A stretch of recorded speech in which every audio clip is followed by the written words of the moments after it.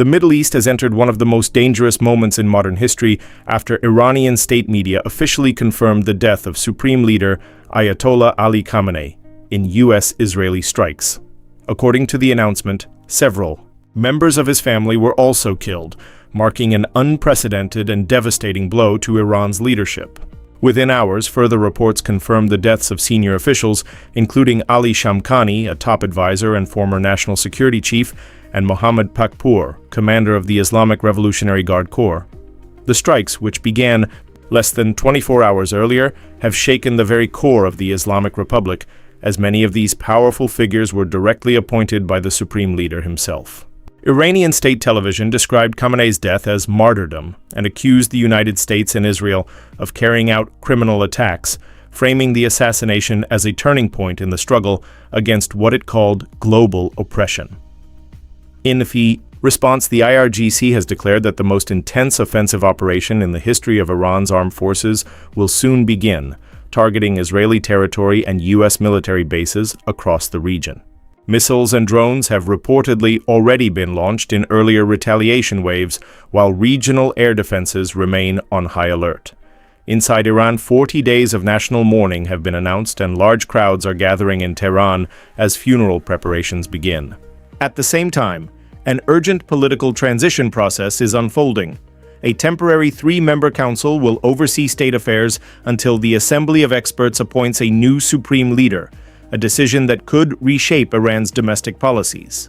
And foreign strategy. The assassination not only escalates tensions between Iran, the United States, and Israel, but also threatens wider regional stability, impacts global oil markets, and complicates ongoing nuclear discussions. Whether this leads to full-scale war, controlled escalation, or a dramatic shift in Iran's political direction, one thing is clear. The balance of power in the Middle East has been profoundly shaken. Iranian state media has confirmed the death of the country's Supreme Leader Ali Khamenei. Khamenei's daughter, grandchild, and 2 other family members were also killed in the strikes. Earlier, Iran launched missiles and drones towards Israel and U.S. military bases in the region in response to earlier attacks. The strikes mark a significant escalation in tensions between Iran, the United States, and Israel, and come amid ongoing discussions over Iran's nuclear program. Well, Iranian state TV read out a statement from the country's Supreme National Security Council announcing the Ayatollah Khamenei's assassination. In the name of God, the noble soul of Imam Khamenei, leader of the great nation of Iran, the freedom seekers of the world, and the Islamic nations, has joined the highest paradise and reached his long-cherished wish of martyrdom in the holy month of Ramadan. Today, Iran, the Islamic nations, and freedom seekers in the world are grieving the evil attacks by the criminal Americans and wicked Zionists. Both the bloodthirsty enemy, who are intentionally oppressive, should know the awakened hearts of this world have found their way. And although these martyrdoms are costly for Iran and the Islamic world, it makes them more resistant and determined. And undoubtedly, the martyrdom of a personality of such great stature will begin a great uprising in the fight against the world's oppressors. Well, we have a team of correspondents in Tehran, Washington, D.C., Ramla in the occupied West Bank and Beijing, and also here in Doha. And before we talk live tour teams, we're just getting breaking news that Iran's Secretary of the Defense Council, Ali Khamenei, and Mohammad Pakpour, the head of the IRGC, have been killed in those U.S.-Israel strikes. Let's go first to Tahed Asadi. He joins us live from Tehran. Tahed, so the death of the Supreme Leader has officially been announced on Iranian state TV. Before we talk about that, tell us more about these 2 people, senior officials, who it's just been confirmed they've been killed. Iran's Ali Khamenei, top advisor to the Supreme Leader, and Revolutionary Guard Commander Mohammad Pakpour have been killed in strikes.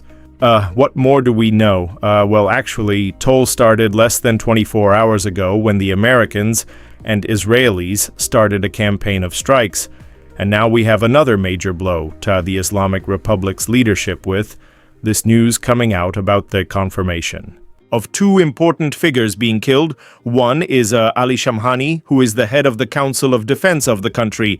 He was also the Supreme National Security Council Secretary, former one, the position that right now Ali Khamenei is taking. And also we've got the confirmation about the killing of Hussein Pakpour, who is the commander of IRGC, and it's a very short amount of time that he took this position, saying that back in June when we had another campaign of strikes by the Americans and Israelis, Hussein Salami, who was the commander of IRGC, was killed. That event by itself was a major blow. Major actually, development seeing that a lot of military commanders of the country were killed. But right now we're receiving reports of another group of Iranian military commanders being killed in the American and Israeli strikes. And that is going to put a certain amount of impact, as these are specifically when it comes to the head of IRGC. These are the people who are being appointed by the Supreme Leader of the country, who was a few hours ago confirmed killed after some reports coming from the American and Israeli side in that regard. And we had a period of denial from the Iranian side. But at the end of the day, we've got confirmation. This is a very critical situation, and we're following to see what comes next. Yeah, and the death of the Supreme Leader officially being announced on Iranian state TV a little bit earlier. To tell us more about how the news came through and what this means, well, it means a lot. It means a lot because this is perhaps the most important development over the history of Islamic Republic. And right now, the latest developments and the latest lines, if I can refer to, is the IRGC statement following the killing of Ayatam, who came out to say that the most intense offensive operation in the history of the armed forces of Iran is going to soon begin targeting occupied territories and U.S. military bases. We've got similar statements from the government, from the Supreme National Security Council of the country, and other actually branches and segments of Iranian government and Iranian political establishment running the risk of further escalation.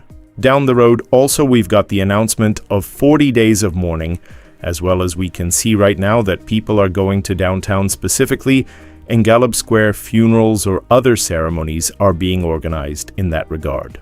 And of course, we know that this is a critical development, not just speaking of the domestic impacts, but also when it comes to the foreign relations and foreign behavior of Iran. While the country is still under the attack, yeah.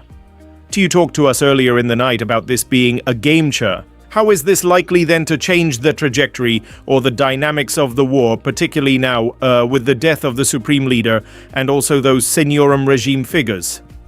It's a sort of past-dependent dynamism, frankly speaking, seeing that we are waiting to start it to initiation of the process, which at the end of the day is going to result in the appointment of the new Supreme Leader, and that person is going to be actually is going to have final sayings